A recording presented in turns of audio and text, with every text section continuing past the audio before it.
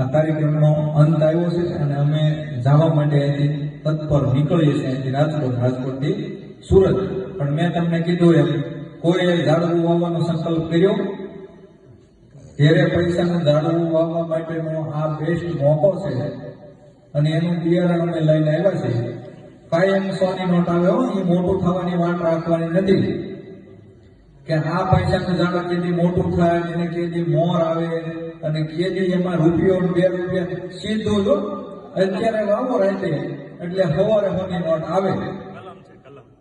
કારણ કે જેટલી વસ્તુ તમે હલકી ખાવ છો એ તમને રોગમાં વહેલા ધક્કો મારી દે. અને દેશના મોટામાં મોટા ભિખારી છે ને એ તમને શું કહે છે, 5 રૂપિયામાં કેસર લઈ જાઓ, 5 રૂપિયામાં કેસર લઈ જાઓ, 5 રૂપિયામાં કેસર લઈ જાઓ. કેસરનો ભાવ કોઈને ખબર છે? 5 રૂપિયામાં કેસર આવે હે? તો એ આપણે હા પાડીએ છીએ ને. ખોટી વાતમાં હા પાડવાની, તાળવી પાડવાની ટેવ પડી ગઈ. સમજે? કોઈ ખોટું ધૂણતો હોય ને ન્યાય આપણે બહાટી બોલાવી દઈએ. માથે મૂકી પૈસાનો ઘોર કરો. સાચી વાત આપણા બાપની આપણને મગજમાં નથી ઉતરતી ને ત્યારે આ દિશા છે આપણે. સમજાય તમને? આપણા મા બાપની જેને આપણને જન્મ દીધો, જેને દૂધ પાયા અને ભીનામાંથી હુકામાં લાવ્યા ને એ તમને એમ કહે ને કે આ ન ખવાય, તમને શું ખબર પડે? અને ઓલા દેશના ભિખારી એમ કહે ને કે આ ખવાય, આમાં કેસર આવે એટલે આપણે ફટાફટ ફકડા મારીએ. સમજ્યા? એટલે આ ગામમાં તમને કોઈને એમ હોય કે મારે આજ રાતે ઝાડવું વાવવું છે તો વાવી દેજો અને આ બધા સ્ટીકર છે ને એ આખા ગામમાં સોંટાડી દેજો, બધા ખબરની ડેલીએ. એટલે ગામમાં વહેલા મોટવાનું ઝાડ વાવાય ને આનું રિઝલ્ટ આવશે. ઘનશ્યામભાઈને હું વિશ્વાસ આપું છું કે તમે જે આ કાર્ય કર્યું છે એનો આ ગામમાં આજ નહીં તો કાલ એક વખત રિઝલ્ટ આવશે. સત્ય સનાતન વ્યસન મુક્તિ અભિયાન તમે નામ યાદ રાખજો. હું ફરી પાછો આ ગામમાં તમારો કોઈ પણ કાર્યક્રમ મોટો હશે એની અંદર પાછો હું આવીશ. સમજાય તમને? મેં કીધું એમ એક બીડીનું ઠૂઠું 250 જણા વિશે તમને ઉભું કરીને બહાર લીધે છે, પણ કોક તો તમે મળત થઈ જાઓ કે અમારે આ વસ્તુ આજ કાલે સવારથી નહીં આવે છે. કોઈના તાકાત? એક વખત જે નિર્ણય કરે ને એનો નિર્ણય ઉપર એની સફળ નિર્ણય કરવો પડે. તમે અહીંથી ઉભા થાવ એટલે તમારે નિર્ણય કરવો પડશે કે મારે મારા ઘેર જવું છે. નકર આ ગામમાં કેટલા ઘર છે? તમારે તમારી ઘેરે જવાનો એવો તમે નિર્ણય કરવાનો છો, એવો જ તમારે વ્યસન મુક્તિમાં નિર્ણય કરવો પડે કે આ મારે નહીં, મારી 7 પેઢીમાં કોઈને કામનું નથી, કે અમારા દાદા પરદાદા એ નથી ખાધું, બહુ મોટી નુકસાન કરી છે અને હવેની પેઢી અમારી નહીં ખાય તો અમારો કસર ઘાણ બોલી જાય, એવું કહે છે નહીં.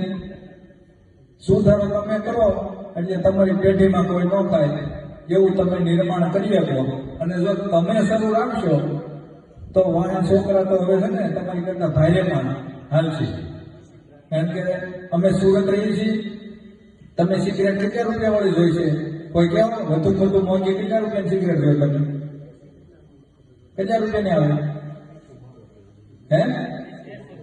250 રૂપિયાની સિગરેટ આવે સુરતમાં.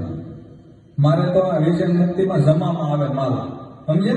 એટલે લેણા વાળા કેમ જમીન જમામાં આવે, જેમ આપણે વ્યસન મુકાવી ને જમામાં આવે. કોક તમારી ગોડે ન હોય કોક ઉભો થઈને એમ કે ખાલી અમારે ન આવે.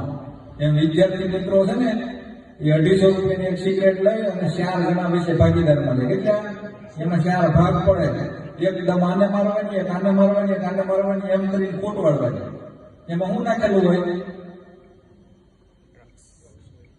ભયંકર વસ્તુ એમાં નાખી હોય. આપણે પેઢીઓને ખલાસ કરવા માટેનો પ્રયાસ થઈ રહ્યો છે. સમજાય તમને વાત? તમે અહીંયા 10-20 રૂપિયા વાળી સિગરેટ જોઈ છે અને 250 રૂપિયા વાળી સિગરેટ જોઈ છે. કેટલા મળે? 250 300 રૂપિયા. અને એ હંતાજ પીવાની, આમાં ગળપટ કહેવાય માટે કોઈ ભાડે નહીં. અને એનો ધુવાડો મારો બહાર ગયો છે. સમજ્યા? દુકાનમાં જેમ મોગલા માટે ધુવાડો ન હોય, આમ બહાર ભૂંગળા ગોઠવેલા હોય એટલે ડાયરેક્ટ કનેક્શન હોય એમ હોઈ જાય. તમારે જેમ કેમ અહીં કેવું પાણી વેલપા શરૂ કરે ને વેલપા દોરીએ નીકળે એમ ધુવાડો અહીંયા કરે 250 વાળાનો અને બારોબાર ધુવાડો નીકળી જાય. આ બધું જોયું છે, જાણ્યું છે અને એની તપાસ પૂરી કરી છે.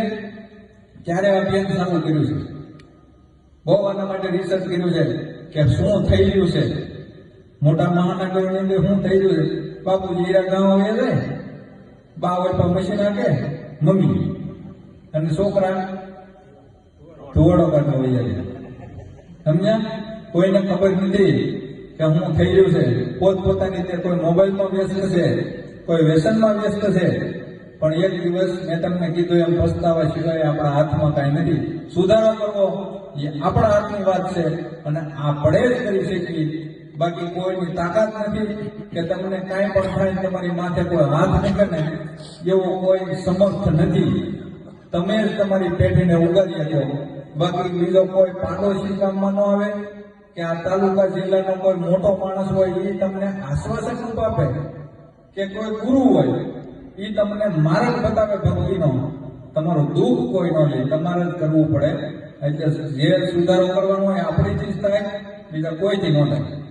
નિર્ણય આપણે કરવાનો છે. ઓકે, અસ્તુ, ધન્યવાદ. હવે અમારે સમય થઈ ગયો છે અને અમે જઈએ છીએ. ફરી પાછા આ ગામમાં આવશું અને આ ગામમાં ચોક્કસપણે